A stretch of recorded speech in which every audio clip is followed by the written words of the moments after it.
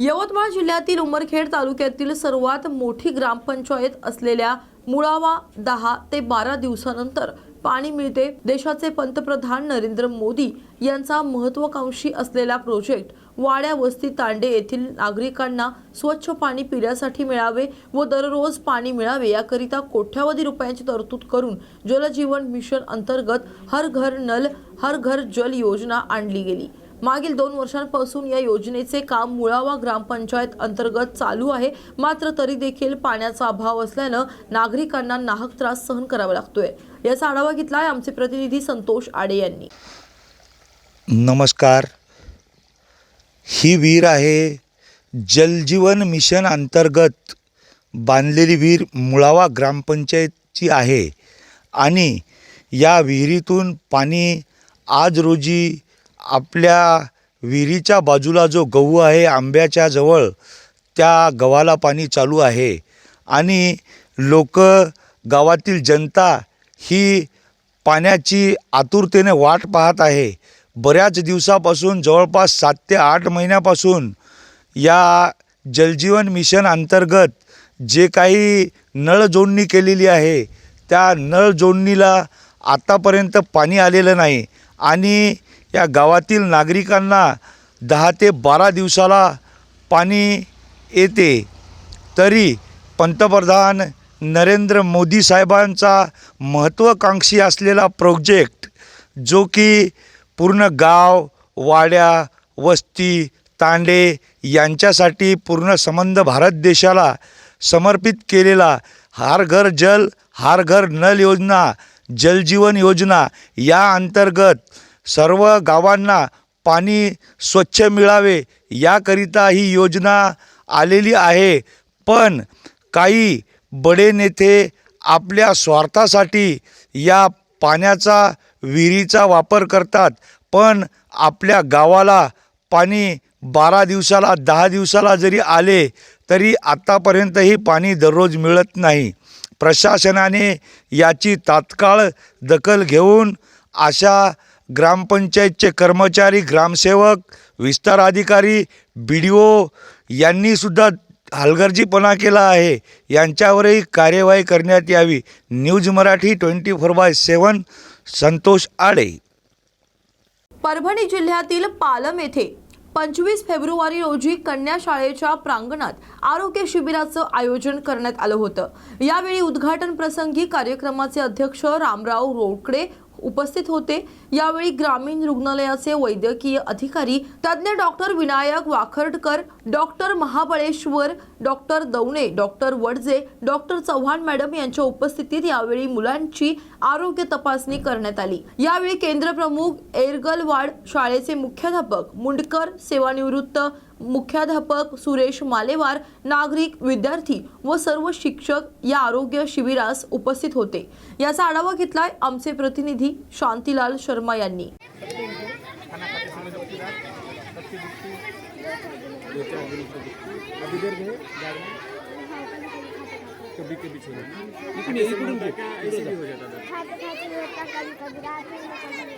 कभी भी हो जाता है। ठीक है, अभी क्या करेंगे उसके लिए 2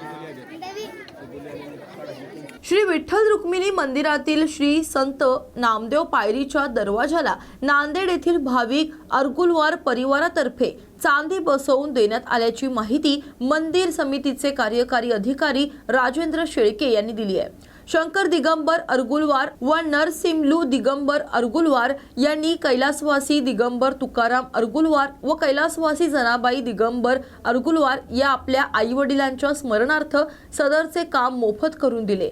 सदरचे भाविक हे श्री विठ्ठल रुक्मिणी मातेचे निस्सीम भक्त असून नियमित दर्शनासाठी येत असतात। ते बिलोली जिल्हा नांदेड येथील रहिवासी असून सदर दरवाजासाठी सुमारे 30 किलो चांदीचा वापर करण्यात आलाय। यासाठी सुमारे 33,75,000 इतका मजुरीसह खर्च आलाय। कांदिवली पूर्व ठाकूर विलेज येथे अतिरिक्त पोलीस आयुक्त कार्यालयाजवळ 19 वर्षीय तरुणीला चहाचा कप दुकानावर ठेवल्याच्या छोट्याशा कारणावरून एका दुकानदार व त्याच्या कुटुंबाकडून मारहाण करण्यात आली आहे। हे पाहून तेथील स्थानिक नागरिकांचा राग अनावर झाला व जमावाने दुकानदारावर हल्ला केलाय। जमावाला शांत करण्यासाठी पोलिसांनी सौम्य लाठीचार्ज देखील केला। पुढील तपास समता नगर पोलीस करत आहेत। याचा आढावा घेतलाय आमचे प्रतिनिधी संतोष देवकर यांनी।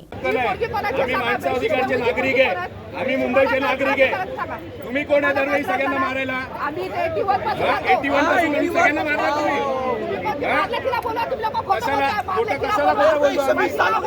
तुम्ही बोलून जेवढं मारलं ते घरवाले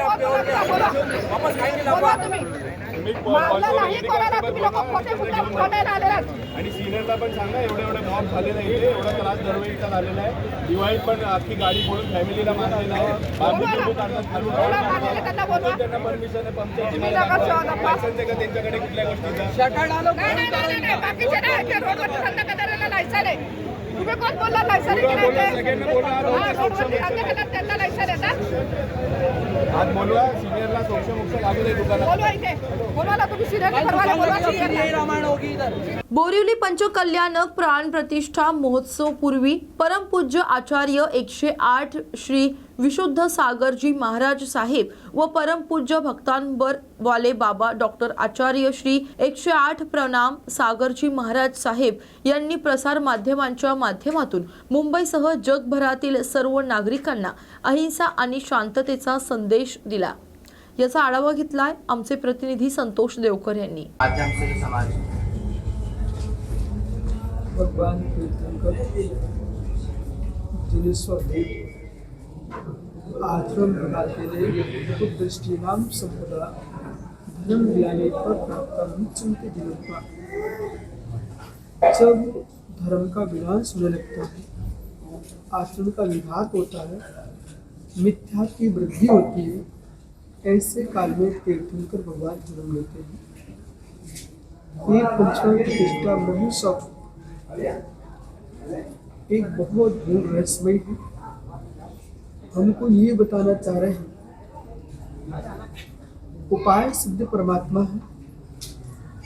इस प्रतिष्ठा के माध्यम से जो व्यक्ति ये सोचता है भगवान कोई एक सत्ता है और जगत में सब भक्त है,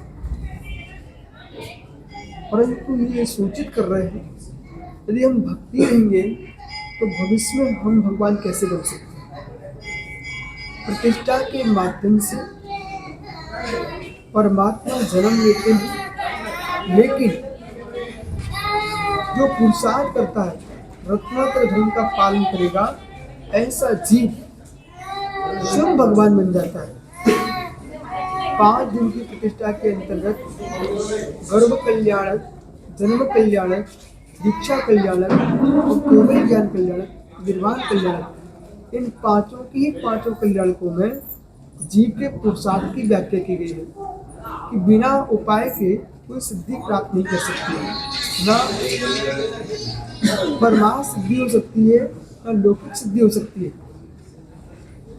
आस्था के भगवान के प्रति जो कर्तृत्व की भाषा हम बोलते हैं ये मात्र आस्था का प्रतीक है, पर वास्तव में होता वही है जो जीव स्वयं करता है। यदि भगवान हमारे सुख दुख का कर्ता हो गए तो हमारा स्वयं का किया हुआ कर्म व्यर्थ हो जाएगा और हम एक दिन कभी अपने आप को भगवत्ता की ओर नहीं ले जा सकते। एक पंचनाथ के माध्यम से विश्व शांति, जगत में मैत्री भाव, करुणा की दृष्टि, ये संदेश है देश के लिए, विश्व के लिए। यदि आत्मा पुरुषार्थ करती है सम्यक तो स्वयं परमात्मा भी बन सकती है, और विपरीत पुरुषार्थ करती है तो दुर्गति को भी प्राप्त होती है। संसार में न कोई किसी को सुख का दाता न दुख का दाता है, अपने पुरुषार्थ पर सुख दुख निहित है। साहब, भारतवर्ष में जैन धर्म अहिंसा के लिए पहचाना जाता है, माना जाता है, विश्व को क्या संदेश देना चाहेंगे? वास्तव में भारत देश ही क्या सारा विश्व इस बात को जानता है कि भारत भूमि अपने आप में तीर्थ भूमि है। तीर्थंकर, चक्रवर्ती, नारायण, बलभद्र, ऋषभ देव से लेकर भगवान महावीर स्वामी तक, कृष्ण, राम, ये सभी इस भूमि पर हुए। तो भारत ने हर समय दयाम धम्मो दया विशुद्धि का सूत्र दिया है। किसी भी समस्या का समाधान हिंसा नहीं हो सकती है। शंका का समाधान जो है वो अहिंसक प्रवृत्ति से हो सकता है।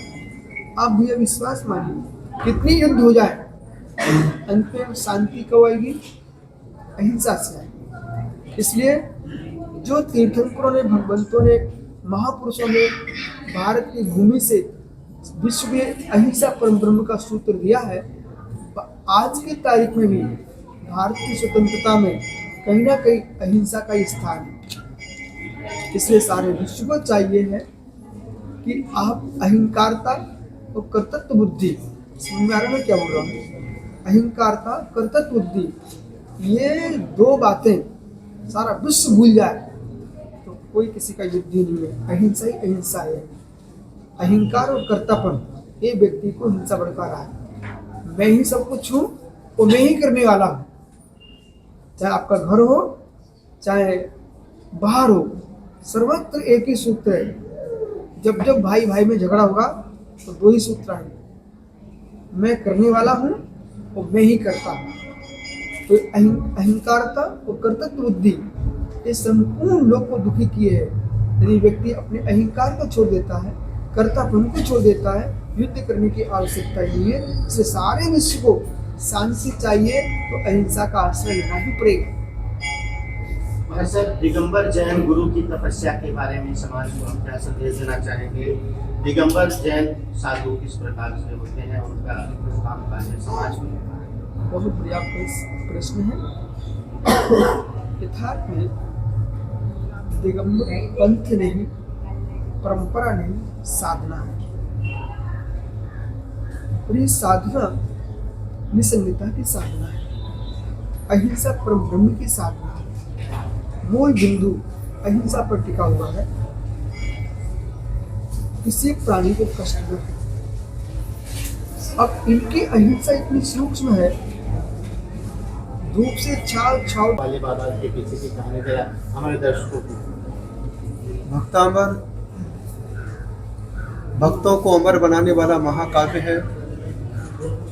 जब हिंदू पढ़ता है, भगवत गीता देखता है, मुस्लिम पढ़ता है तो इसमें कुरान शरीफ देखता है, सिख पढ़ता है तो गुरु ग्रंथ साहिब देखता है, ईसाई देखता है तो उसमें बाइबल देखता है। जो भक्त अमरता की यात्रा करना चाहते हैं उस ग्रंथ का नाम है भक्तामर स्तोत्र। क्योंकि यहाँ पर अभी आचार्य विशुद्ध सागर जी ने आपको बताया, यह एक दिगंबर धर्म है। दिशाएं जिसका अंबर है उसका नाम दिगंबर है। यह दिगंबर धर्म न हिंदू है, न मुस्लिम है, न सिख है, न ईसाई है। जो दिशाओं को अंबर बना के चलता है उसका नाम दिगंबर है। इसलिए ग्रंथ का नाम यहाँ पर भक्तामर स्तोत्र रखा गया है। इसी भावना के साथ लोग मुझे दिगंबर मानते हैं और दिगंबर को भक्तामर वाले बाबा के नाम से जानते हैं। हमारे साथ एक और सवाल है, भक्तांबर के कपड़ों का जब विमोचन हुआ तो वर्ल्ड रिकॉर्ड बना था, इस बारे में क्या संदेश है? यहाँ पर हर जगह लोगों की भावना रहती है कि संत वस्त्र क्यों नहीं पहनते हैं। तो जो हमारे भक्त हैं, भक्तों के तन ढके रहें, भक्त हमेशा भगवान की भक्ति के साथ जुड़े रहें। लेकिन जब उनके तन ढके रहेंगे तो वह भक्त रहेंगे। जिस दिन वह संत से जुड़ेंगे तो वह वस्त्रों को छोड़ करके अमरता की यात्रा कर सकेंगे। इसलिए उन्हें संसार से जोड़ने के लिए वस्त्र थे और संसार के त्याग के लिए उन्हें अमर बनाने के लिए संत का आशीर्वाद था। इसलिए इस प्रकार का एक अभियान वस्त्र के ऊपर भक्तामर लिखने का रखा था और आज यह दुनिया में एक इतिहास बना है।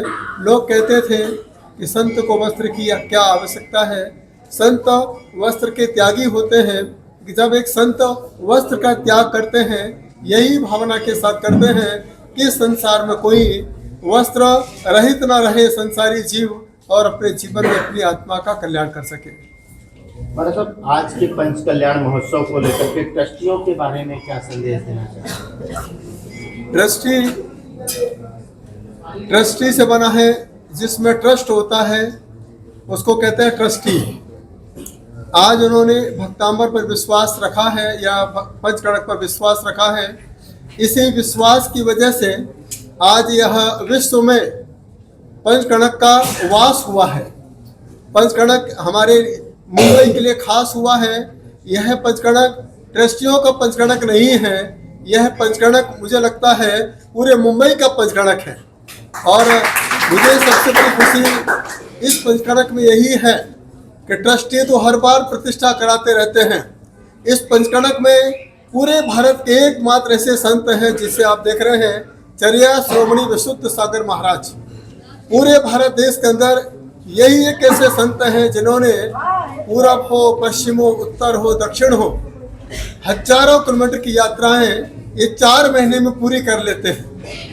ये वो संत हैं, जब कभी पंचकड़क का नाम कोई सुनाता है, बताता है, तो वह अपनी यात्राएं प्रारंभ कर देते हैं। मैंने आचार्य श्री से पूछा, आचार्य श्री आप इतनी प्रतिष्ठा में क्यों शामिल होते हैं? एक इन्होंने आंसर दिया, हो ज्ञानी, हम प्रतिष्ठा में शामिल होंगे तो यह भगवान एक न एक दिन हमारी भी प्रतिष्ठा करा देगा और हमारी आत्मा का कल्याण करेगा। यह प्रतिष्ठा किसी ट्रस्टी के माध्यम से नहीं होती है, यह प्रतिष्ठा संत के आगमन से हुआ करती है। ऐसा जैन आगम में कहा जाता है, प्रतिष्ठा में ट्रस्टी आए तो प्रतिष्ठा पूरी नहीं होती है, और प्रतिष्ठा में संत आ जाता है, उसी दिन प्रतिष्ठा अपने आप पूरी हो जाती है। साहब, दुनिया में इस समय तीसरे विश्व युद्ध का खतरा मंडरा रहा है। कई देश जो है आपस में लड़ रहे हैं। जैन धर्म जो है अहिंसा के लिए प्रतीक माना जाता है। जैन संत हैं आप, आज भारत की भूमि से विश्व को क्या संदेश देना चाहेंगे इस संकट की घड़ी में? भले ही हमारे दुनिया में चर्चा चलती है विश्व युद्ध की बात, जब तक हमारे परिणाम शुद्ध रहेंगे, जब तक देश में विशुद्ध रहेंगे, मुझे नहीं लगता है कि विश्व में युद्ध हो सकता है। यह देश हमारे लिए अहिंसा प्रधान देश है। जब जब इस देश को माता कहा जाता है, माता इसलिए कहा जाता है, धरती माता है, और धरती माता किसी को भूखा सोने नहीं देती है। जब जब विश्व में अन्न की कमी पड़ती है, यही धरती माता विश्व में अन्न की प्राप्ति कराती है। जब जब जल की कमी पड़ा करती है, यही धरती माता कुवैत तक, यह धरती माता दुबई तक जल की व्यवस्था करती है। इसलिए इस माता का नाम धरती माता हुआ करता है। माँ कभी युद्ध नहीं खोने देती है। माँ तो परिणामों को शुद्ध करके विशुद्ध सागर जैसे संतों के दर्शन करने देती है।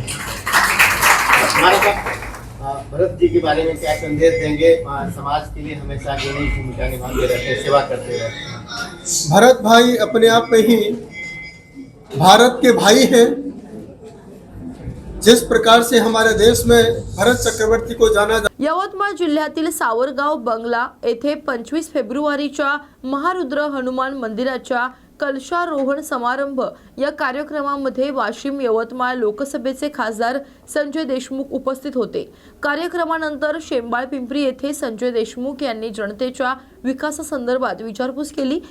काही विषयावरती त्यांच्यासोबत चर्चा देखील केली। सावरगाव येथील शेतकरी शमीभाई कुरेशी व शेख मतीन पहलवान, इम्रान खान पठाण, ग्रामपंचायत सदस्य हकीम सिद्दीकी उपस्थित होते। याचा आढावा घेतलाय आमचे प्रतिनिधी परिमल चिंचोलकर यांनी। आज संपूर्ण देशात महाशिवरात्री निमित्तानं मोठ्या संख्येनं भाविक भक्त तीर्थक्षेत्र औंढा नागनाथ अशा विविध ठिकाणी जाऊन महापूजा करत आहेत। देशातील 8वे ज्योतिर्लिंग म्हणून प्रसिद्ध असलेले हिंगोली जिल्ह्यातील औंढा नागनाथ तीर्थक्षेत्र येथे मंदिर परिसरात मंदिराची आकर्षक रोषणाई करण्यात आली। भाविकांची मोठी गर्दी जमली असून सकाळपासूनच भाविकांच्या दर्शनासाठी लांबच्या लांब रांगा लागल्याचं दिसून येते। याचा आढावा घेतलाय आमचे प्रतिनिधी गजानन धुळधुळे यांनी।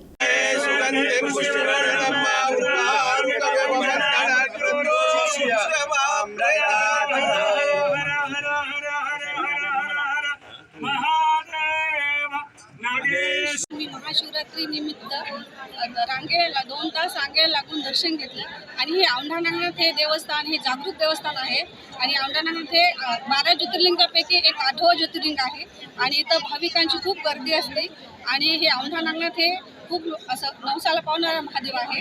आणि महाशिवरात्री निमित्ताने माझ्या सर्व समाज बांधवांना खूप खूप मनपूर्वक शुभेच्छा देतो आणि दरवर्षीप्रमाणे याही वर्षी गेल्या वर्षी 2024ला म्हणजे शेवटचं वर्ष होतं आणि त्या शेवटच्या वर्षी महाशिवरात्रीची ज्यावेळेस पूजा झाली त्या पूजेच्या वेळेस मी आपल्या नागनाथाच्या चरणी साकडं घातलं होतं की देवा 2024ला पुन्हा एकदा या ठिकाणी या कळमनुरी विधानसभेचा आमदार म्हणून मला निवडून येऊ दे. देवाने ते साकडं पूर्ण केलं आणि या ठिकाणी आज आमच्या हाताने पूजा झाली. एक मला वाटते की जी इच्छा होती ती पूर्ण झाली नाही, पण मला वाटते पुढच्या 2.5 वर्षाला ती इच्छा 100% सन्माननीय या महाराष्ट्राचे उपमुख्यमंत्री आदरणीय एकनाथभाई शिंदे ती इच्छा आमची पूर्ण करतील. कोणती इच्छा? आता दुसरी कोणती 2.5 वर्षाच्या नंतर आता फेरबदल होणार आहे आणि या ठिकाणी आपल्या हिंगोली जिल्ह्याला मला वाटते की आमच्या रूपामध्ये मंत्रिपद भेटावं.